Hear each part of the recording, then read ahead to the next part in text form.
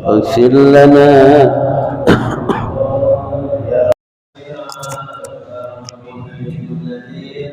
شفاعته لكل هول من الأهوال مقتهم يا رب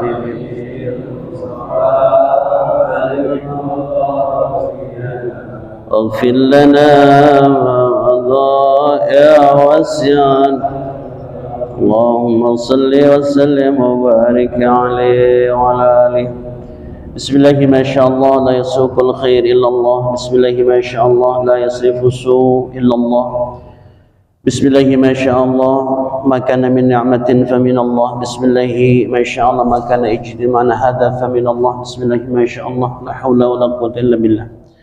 أما بعد قال سبحانك لا علم لنا إلا ما علمتنا إنك أنت العليم الحكيم. لا حول ولا قوة إلا بالله العلي العظيم. رب اشرح لي صدري ويسر لي أمري واحلل عقدة من لساني يفقهوا قولي.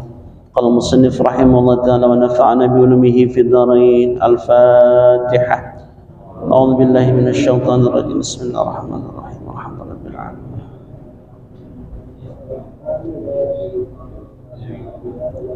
صراط الذين أنعمت عليهم.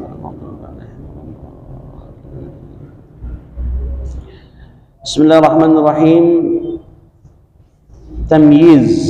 Malam ini kita akan membahas materi tentang tamyiz. Kita sering mendengar dalam kaidah dalam ilmu fikih mumayyiz namanya. Bagian dari beberapa syarat seseorang boleh dikatakan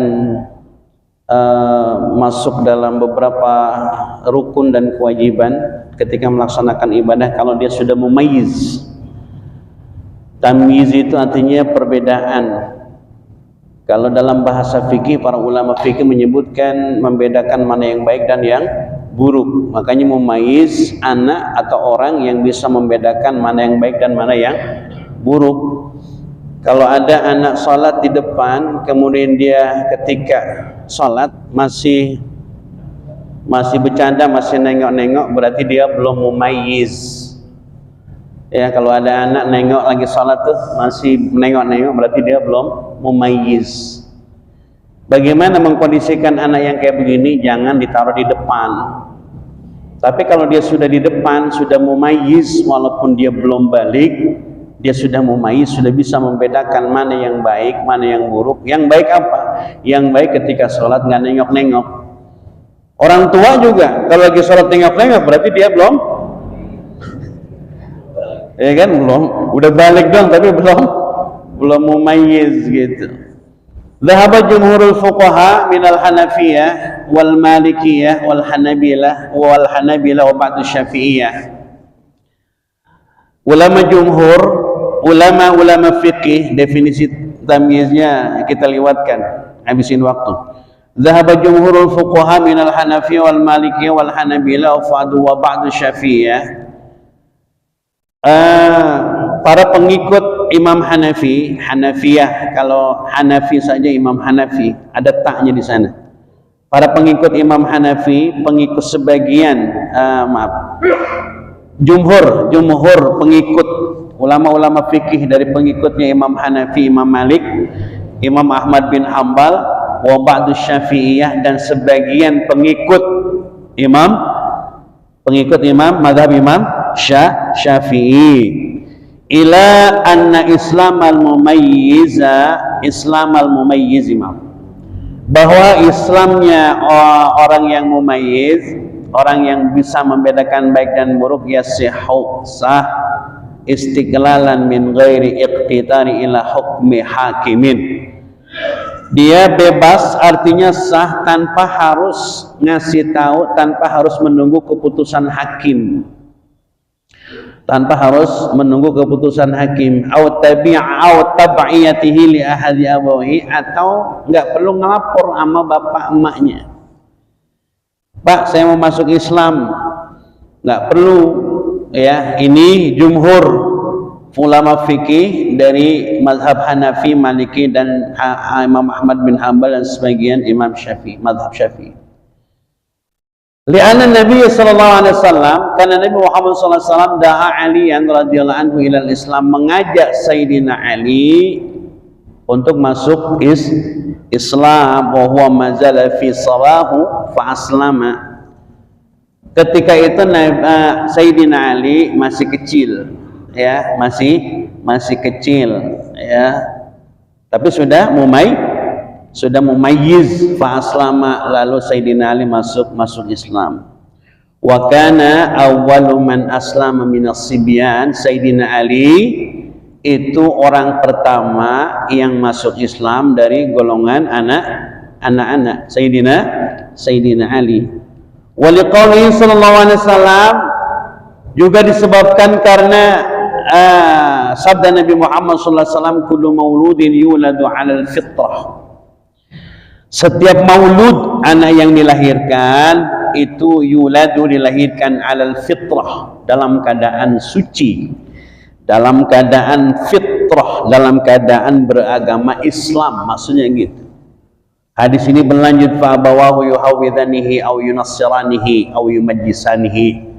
Tergantung bapak emaknya, dia mau jadiin dia majusi apa Nasrani atau Yahudi, tergantung emak bapaknya. Hal ata 'alal insani hinu minad dahri lam yakun syai'an madhkura. Al-insan atau surah Ad-Dahr itu. Bukankah telah datang pada diri manusia hinun, waktu, ya, di mana manusia kita ini dulu belum disebut sebagai manusia, belum disebut sebagai orang. Orang itu kalau bahasa Jawa tiang, betul ya Pak ya? Orang kalau bahasa Jawa tiang.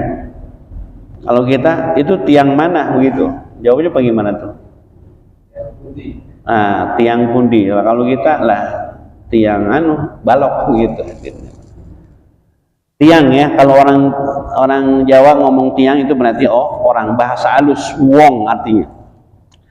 Bukan manusia kita ini belum disebut sebagai manusia. Inna hadainahu sabila imma syakira wa imma kafura. Kami telah memberikan hidayah. Inna hadainahu sabila, jalan. Imma kafira, ada yang kafir, wa imma syakura, ada yang bersyukur kepada Allah Subhanahu wa taala. Sudah, manusia itu sudah fitrah. Dulu ketika kita berada di alam ruh, apa perjanjian kita dengan Allah Subhanahu wa taala? Alastum bi rabbikum fa amanu. Apakah aku Tuhan kalian? Kita semua pada saat itu menyaksikan, ya, engkau adalah Tuhan kami, ketika berada di alam ruh. Hadirin jamaah rahimakumullah. Wa li'anna al-islam ibadatan mahdhah, dan Islam itu adalah ibadah mahdhah. Fasahat minas sabi al-akil, maka benar atau sah anak yang kecil yang al-akil, yang berakal, kasalah, seperti salat, puasa, haji dan lain-lain, ya, ibadah-ibadah yang lain selain ibadah-ibadah yang mahdhah.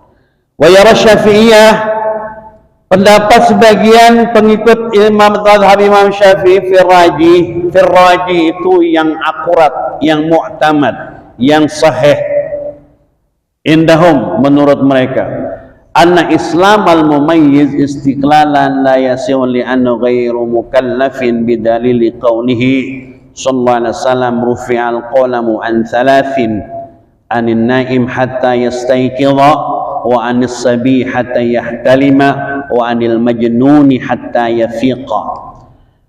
Kata pendapat pengikut mazhab Syafi'i, Islamnya mumayyiz, istiqlalan, itu belum masuk Islamnya, belum sah, belum sah masuk Islamnya, li'anna ghairu mukallafin, karena anak kecil itu belum mukallaf. Jadi ukuran orang mumayyiz itu, pendapat mazhab Syafi'i itu belum termasuk orang yang boleh melaksanakan, belum ada kewajiban untuk melaksanakan ibadah salat, puasa, dia belum wajib. Tetapi kalau dia ibadah puasa, salat, maka dihukumi sah salatnya, hajinya sah, umrohnya sah. Dalilnya apa? Rufi'al qalamu itu pulpen enggak nyata kalau bahasa kita. Rufi'al qalamu, pulpen diangkat, pena diangkat. Bahasa ini, hadis ini harus difahami betul. Maksudnya apa? Yang dimaafkan, rufi'al qalamu itu ada 3 yang dimaafkan. Yang dimaafkan dari hukum agama, dari hukum syariat ini. Yang pertama, anin naim hatta yastaiqidha. Orang tidur itu nggak ada hukumnya. Makanya kalau ada orang yang ngasih salam, yang tidak wajib jawab salam itu ada 3 orang budek, orang tidur, orang gila. Orang budek, orang tidur, orang gila. Kalau salam ya. Tapi kalau orang yang bebas hukuman, artinya anak yang termasuk masih belum mukallaf, belum dibebani syariat agama ini, ya diantaranya adalah anin naim hatta yastaiqidha, ya orang yang lagi tidur pun ketika dia tidur dia nggak wajib sholat. Kalau sholat ketika dia bangun, makanya subuh Bapak Ibu satu saat subuh kesiangan. Mentari udah apa namanya udah bengkak. Mentari udah bengkak itu mentari udah ya udah tinggi ya, bahasa kita orang Betawi mentari udah bengkak. Belum sholat subuh. Udah sholat subuh. Tapi syaratnya jangan ngomong. Ini sama bininya mak bikinin kopi sama nasi uduk. Jengkolnya jangan lupa. Kamu udah belum subuh udah mesen nasi uduk, langsung saja ke kamar mandi wudu baru habis itu ngomong. Ya kenapa? Karena dia salah. Salahnya apa? Salahnya kesiangan. Maka untuk menebus itu saking salamnya menunjukkan kesalahannya, udah jangan buang-buang waktu.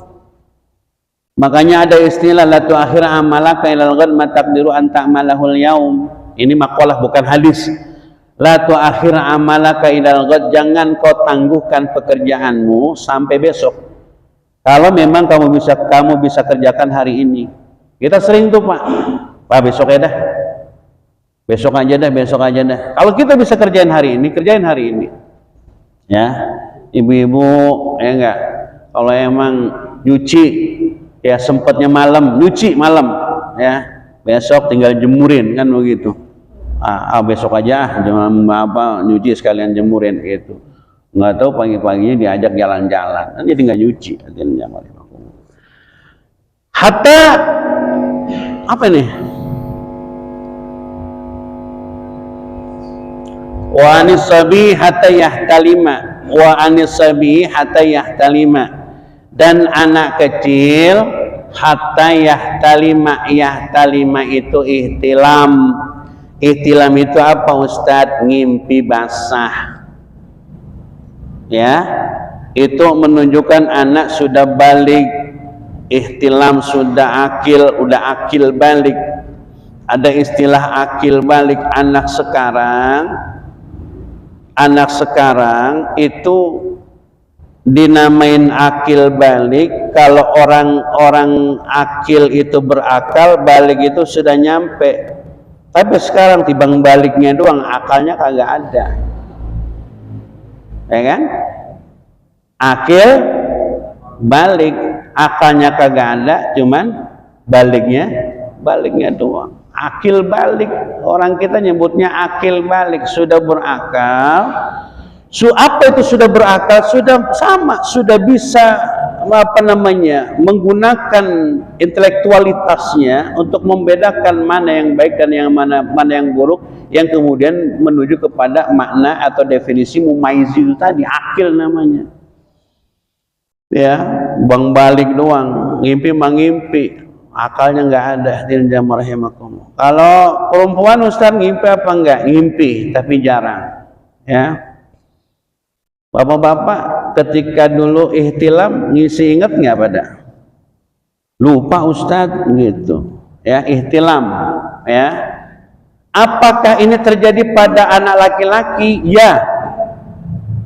Pasti terjadi sama anak laki-laki. Ya dikasih tuh, kasih himbauan. Apa tuh kalau sudah anak laki-laki udah ngimpi begitu, Pak? Tidurnya udah dipisah.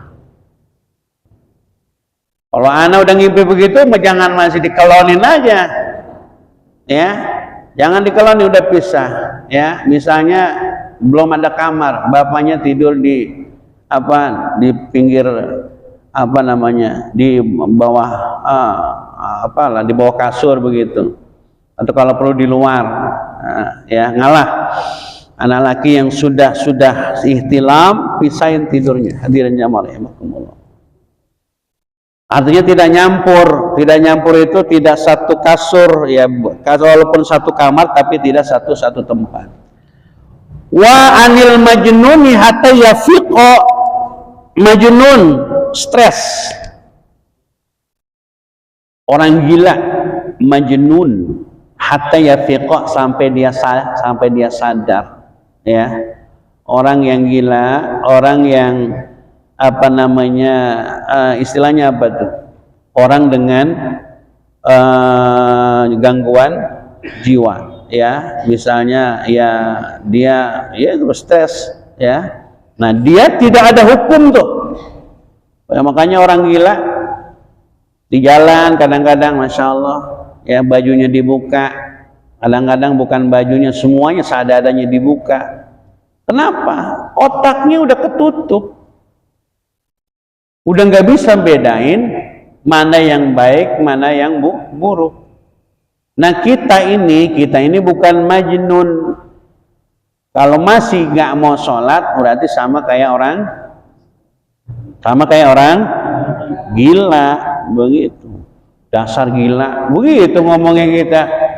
Padahal lebih gila lagi kalau orang dikasih akal sehat, sudah mukallaf, dia nggak mau sholat, begitu. Hadirin jamaah rahimakumullah. Wali anna nutqahu bi syahadatin imma khabar aw insyan fa in kana khabaran fa khabaru ghairu maqbul. Kenapa? Karena lafaz ungkapan syahadatnya walaupun syahadatnya dengar, khabar atau ditulis, ya. Fa in kana khabaran, kalau ada kabar dia masuk Islam, anak kecil itu masuk Islam, maka kabarnya itu belum bisa diterima. Begitupun tulisan, ya, belum bisa diterima. Itu menurut sebagian pendapat dari mazhab Syafi'i. Hadirin jamaah rahimakumullah. Wa fi qawli salifi li Syafi'i anna islamu yasihu istiqlalan zahiran la batinan fa in balagha wastamara fi islami tabayyana annahu muslimun min yawma idzin. Wa in afsaha bil kufri ba'dal bulugh tabayyana anna islamu kana laghwan. Tetapi kaul ketiga, pendapat ketiga dari pengikutnya mazhab Syafi'i, anna islamahu yasihu, Islamnya sah, ya, zahiran, secara zahir, la batinan, bukan secara batin. Maksudnya apa? Kalau sampai dia terus menerus Islamnya, kemudian jelas Islamnya pada hari min yaumi idzin, dari mulai hari itu dia masuk Islam, kemudian ternyata wa in afsaha bil kufri ba'dal bulugh, setelah dia balik, tabayyana anna islamu kana lagwan, nampak jelas tuh, lagi kecil dia masuk Islam nih, lagi mau maiz. Tapi begitu dia sudah ihtilam, sudah balik, oh ternyata dia Islamnya bohong-bohongan, berarti Islamnya hanya bercanda. Tetapi zahir masuk Islamnya boleh, sah. Ada anak kecil nih mumayyiz itu umur SD 3 tahun gitu, belum balik tapi sudah mumayyiz, sudah bisa membedain, masuk Islam, sah Islamnya. Tapi ketika dia sudah balik, ternyata dia tidak mengamalkan Islamnya pura-pura, maka Islam yang kayak gini disebut Islam yang bercanda, dan ini yang disebut dengan Islamnya cuma zahirnya, batinnya tidak. Begitu hadirin jamaah rahimakumullah. Nah, kalau ada yang begitu, maka sebaiknya dijaga tuh anak-anak yang sudah Islam, dijaga terus sholatnya, ya, diajarkan tata cara ibadah yang baik dan benar. Begitu hadirin. Wa dzahaba Syafi'iyah fi rajih indahum ila anna riddatahu ghairu amma riddatahu fa dhahaba al-jumhur ila anna mu'tabira ila annahu la yuqamu alaihi al-haddu hatta yablugha. Kalau dia murtad, kalau orang Islam murtad, anak kecil yang murtad, ya, dia tidak mendapatkan had hukuman, ya, fa in taba, kalau dia bertobat kepada Allah Subhanahu wa taala, wa illa qutila, kalau tidak, kalau tidak, dia juga sama mendapatkan hukuman, ya. Jadi kalau orang yang murtad, anak kecil yang murtad, dia belum dihukumi jatuhan, belum dihukumi dijatuhi hukuman Islam sampai dia balik. Tapi kalau sudah balik, dia tetap mendapat hukuman, gitu. Kalau dia murtad. Wa dhahaba Syafi'iyah fi rajih indahum ila anna riddata ghairu mu'tabar. Tetapi juga dikompromikan dengan pendapat dari pengikutnya Imam Madhab Syafi'i yang benar bahwa mereka itu murtadnya ghairu mu'tabar, tidak termasuk murtad yang dibenarkan. Alasannya hadis tadi, Pak, rufi'al qalamu an salasin, ya, bahwa hukum itu terlepas dari 3 orang. Yang pertama bayi, anak kecil sampai dia balik, kemudian dilanjutkan lagi tidur sampai dia bangun, dan orang gila sampai dia waras. Begitu hadirin jamaah rahimakumullah. Kemudian ibadatul mumayyiz, ya, as-saghirul mumayyiz ghairu mukhatib bitakalif asy-syar'iyyah. Anak kecil yang mumayyiz, anak kecil yang sudah bisa membedakan baik dan buruk, ghairu mukhatib bitakalif, dia tidak termasuk orang yang terkena hukum untuk melaksanakan amanah agama ini, amanah syariah ini, jalanin sholat, jalanin puasa. Anak kecil yang mumayyiz, Pak. Mumayyiz itu belum ihtilam, mumayyiz itu belum balik, baru bisa membedakan baik dan buruk tuh. Dia belum disebut orang yang mukallaf. Mumayyiz itu belum, beda antara mumayyiz dengan mukallaf. Kalau mumayyiz baru bisa bedain baik dan buruk. Tapi kalau mukallaf itu sudah mumayyiz dan dia harus dan dia berlaku hukum-hukum agama. Dia wajib sholat, dia wajib puasa, dia wajib zakat dan sebagainya. Kita, ya, betapa dulu kita ini sudah mukallaf, mumayyiznya sudah, mukallafnya sudah, tapi jalanin syariatnya terlambat kita. Bener apa bener, Pak? Kita dulu sudah mumayyiz nih, udah bisa bedain baik dan buruk, udah mukallaf, mukallaf itu sudah wajib sholat, sudah wajib puasa, haji dan sebagainya. Tapi justru kita malah main layangan lagi kecil, main ke sawah. Yang perempuan juga begitu, main asen, apalagi tuh, main karet. Ya, kenapa? Mungkin karena orang tuanya nggak ngasih tahu, Pak. Ini kita hidup di era sekarang ini, anak kita yang sudah mumayyiz, sebentar lagi sudah ihtilam, ngimpi, awasin betul tubuh anak kita yang sudah ihtilam. Ustadz, patokannya umur berapa sih? Anak sekarang udah genit-genit. Anak sekarang itu, Pak, udah genit-genit. SD aja, SD kelas 5 itu sudah, anak perempuan sudah datang bulan. Laki-laki, kalau laki-laki gampang, laki-laki ihtilam, mimpi basah. Yang kedua, udah ada ini,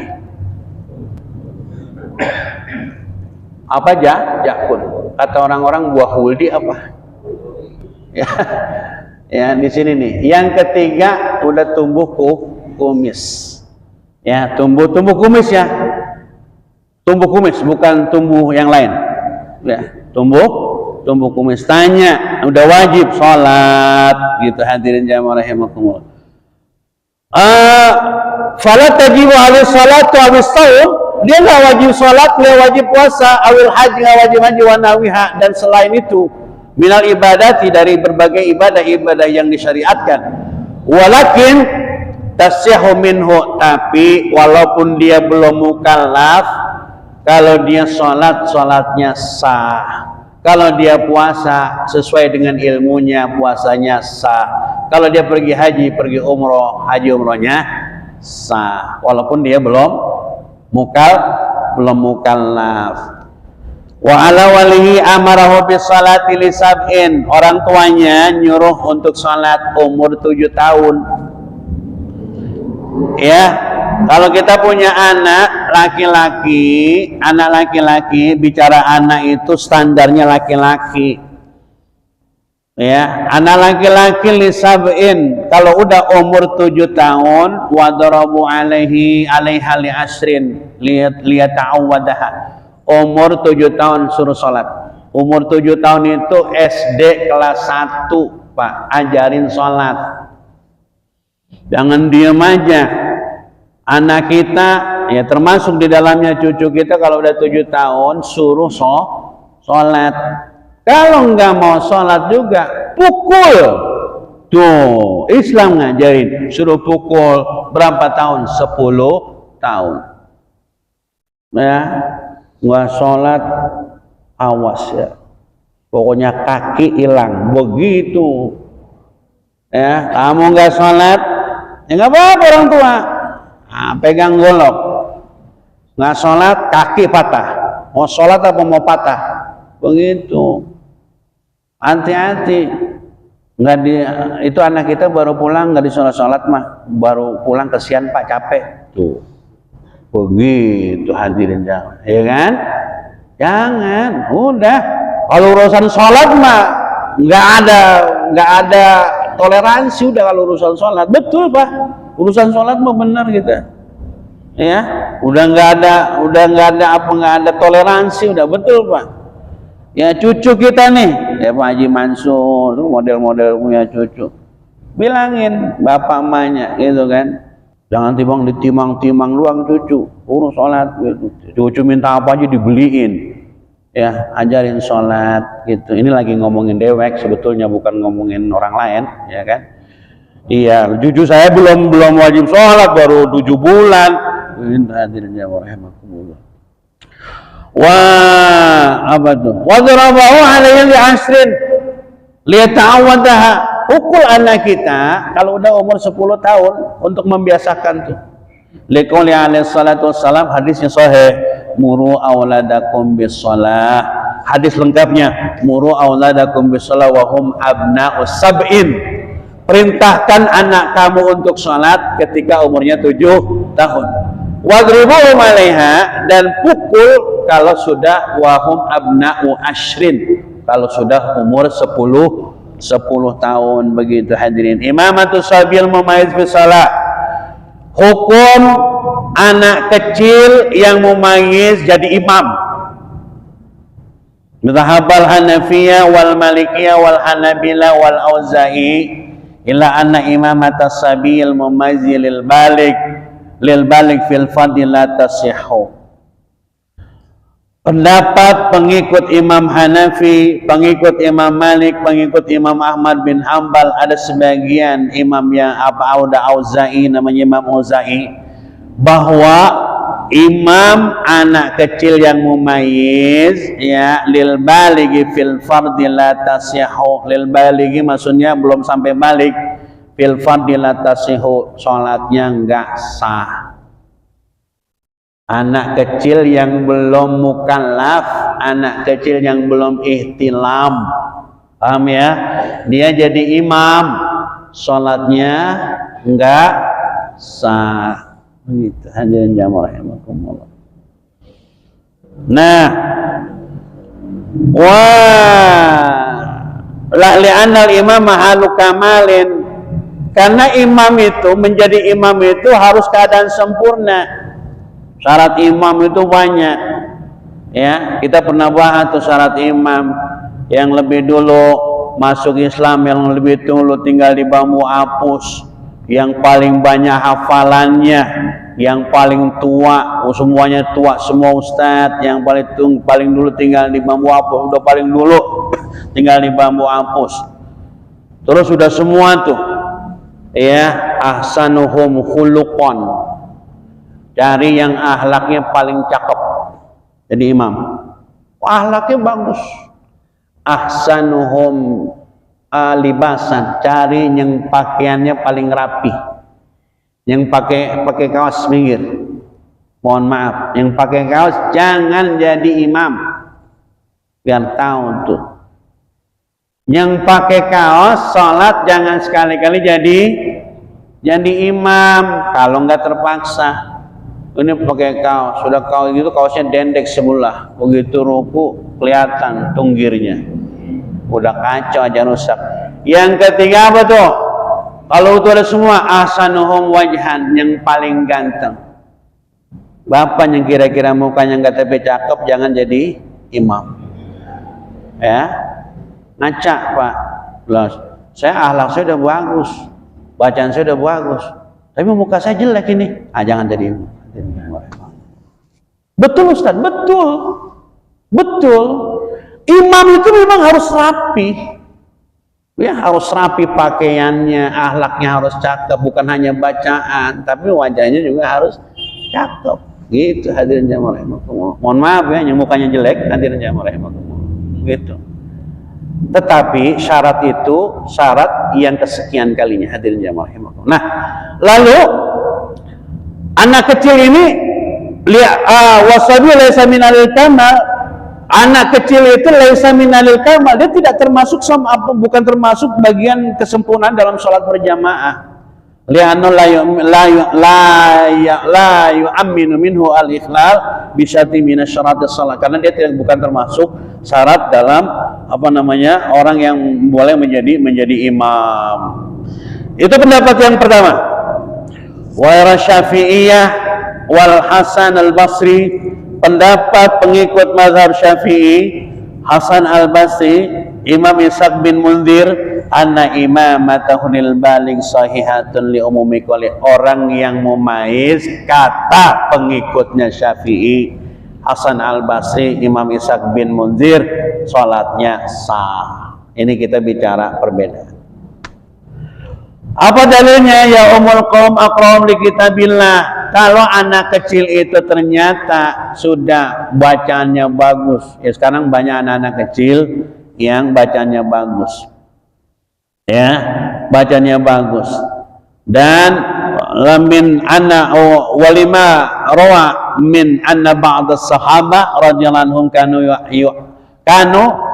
ya ummuna aqwamahum wa hum duna sinnil bulugh abna sab'in wa sinin aw thamani sinin. Karena sahabat-sahabat Nabi, sebagian sahabat-sahabat Nabi dulu ada yang ketika mereka masih kecil mengimami orang-orang banyak, padahal mereka belum balik. Umurnya berapa? Abna'us sab'in sinin. Ada yang umurnya 7 tahun atau 8 tahun. Faqad sabata ana Amr bin Salamah kana ya ummu qaumahu, dan sungguh telah terjadi contoh pada diri Amr bin Salamah itu dulu mengimami sahabat kaum pada saat itu ala ahdi Rasulullah SAW, di zaman Rasulullah SAW, wa huwa ibnu sittin aw sab'i sinin, ketika umurnya 6 atau 7 tahun gitu. Tapi hafalan Qurannya banyak begitu hadirin. Lalu bagaimana Ustaz mengkompromikan?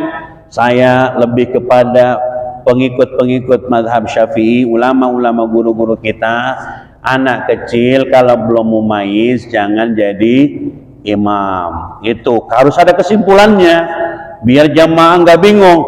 Sebetulnya boleh apa enggak? Kagak. Yang benar adalah orang anak kecil walaupun dia sudah hafal beberapa ayat banyak, tetap dia jangan dijadikan sebagai imam. Kalau dia jadi imam, kalau dia sudah balik, belum mumayyiz, ya belum masih mumayyiz, belum balik, tidak boleh jadi imam. Kalau dia sudah balik, boleh jadi imam. Ukuran balik gimana? Itu tadi sudah ngimpi. Ukuran sekolah berapa? Ya kelas 1 SMP gitu hadirin rahimakumullah. Wa amma imamatu fi nafli fa jumhur ala sihhati li anna nafila yadkhulu at-takhfif.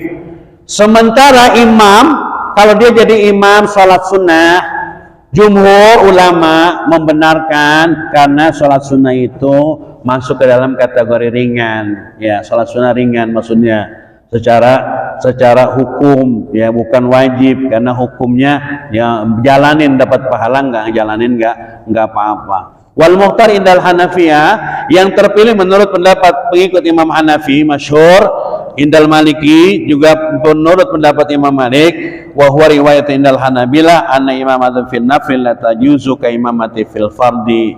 Pendapat yang berikutnya tetap mau sholat wajib, sholat sunnah, sholatnya enggak sah, begitu, enggak boleh. Begitu hadirin, pendapat yang lebih banyak. Hadirin jamaah rahimakumullah.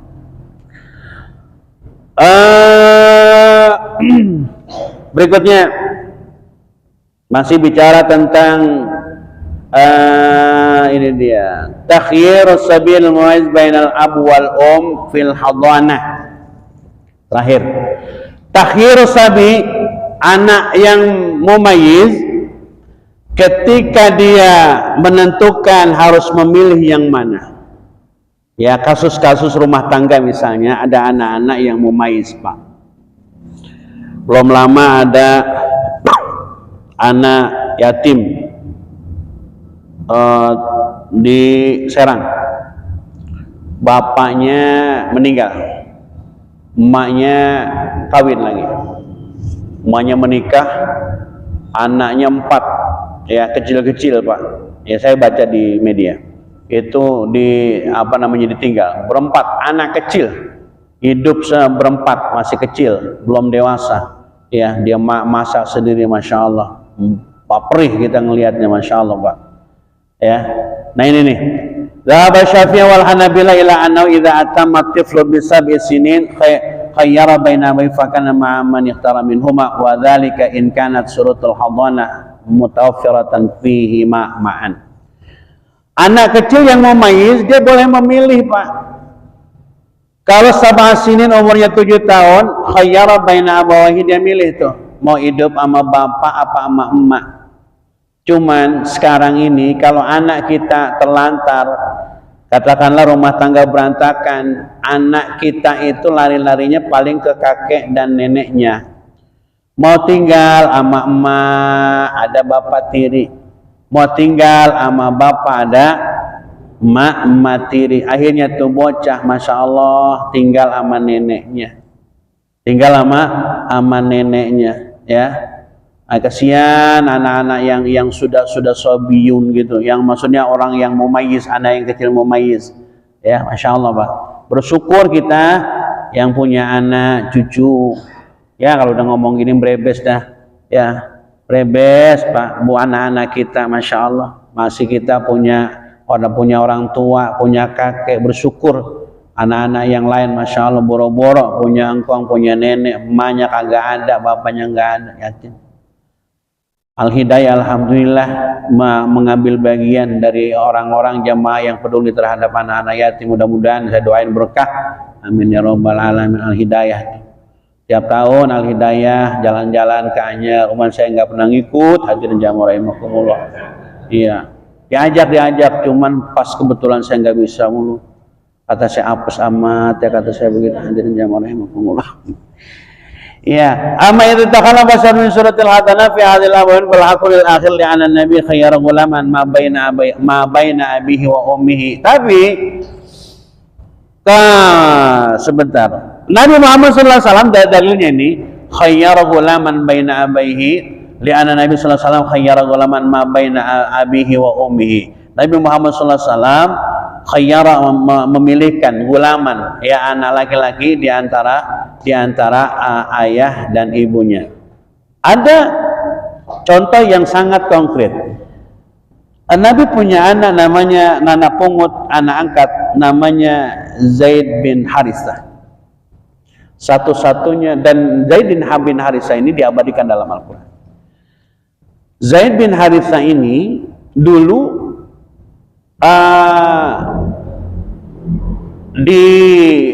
katakanlah terlantar oleh orang tuanya, kemudian dia pernah dicuri sama gerombolan perampok, kemudian oleh gerombolan perampok itu dijual, kemudian dibeli oleh Sayyidah Khadijah, Zaid bin Harithah. Kemudian ketika Nabi Muhammad SAW tazawwaja Khadijah, menikah Khadijah, maka resmilah Zaid bin Harithah ini menjadi anak Nabi Muhammad SAW. Begitu dewasa, orang tuanya nyariin. Orang tua tuh kalau anak udah gede baru nyariin tuh. lagi kecil ditelantarin, makannya nggak diurusin, sekolahnya nggak diurusin, begitu rumah tangga hidupnya sukses, orang tuanya nyariin. Makanya jangan salin anak. Dulu bapak kemana nggak ngurusin saya, dulu emak kemana nggak ngurusin saya, begitu. Diomongin apa? Doraka kamu ngelawan sama orang tua. Doraka itu juga nisbatnya tidak hanya kepada anak, orang tua bisa doraka, Pak. Orang tua juga bisa durhaka. Apa durhakanya orang tua? Nggak didik, nggak nyekolahin, nggak ngurusin, nggak ngasih nafkah. Itu durhaka orang tua. Ya, begitu anaknya gede aja, Ustaz, ini banyak kejadian, banyak nggak kehitung. Dan di mana? Di antara di tengah-tengah masyarakat kita tuh, orang tuanya banyak, sehingga cuma jangan jadi masalah kalau ada anak orang tua mentelantarkan anaknya, terutama perempuan. Repotnya kalau dia ketemu jodoh tuh, Pak. Kalau dia ketemu jodoh sementara, tidak boleh anak itu diwalikan selain bapaknya. Kalau bapaknya masih ada, masih bernapas, dicari tuh. Anak kita nih, anak-anak yang ditinggalin dan diurusin sama bapaknya, kesel banget tuh. Kalau boleh emang jangan usah diwaliin sama dia, begitu. Dan tidak boleh. Apakah perkawinannya sah kalau dia tidak diwalikan sama bapaknya? Tidak sah. Tidak sah. Harus diwalikan sama bapaknya kalau bapaknya masih hidup, kecuali taukil. Ya, saya pernah terlibat langsung. Begitu kasusnya, Ustadz, saya minta tolong untuk agar Ustadz mewakilkan saya menikahkan anak saya dengan calon pilihannya. Ya, dengan calon pilihannya.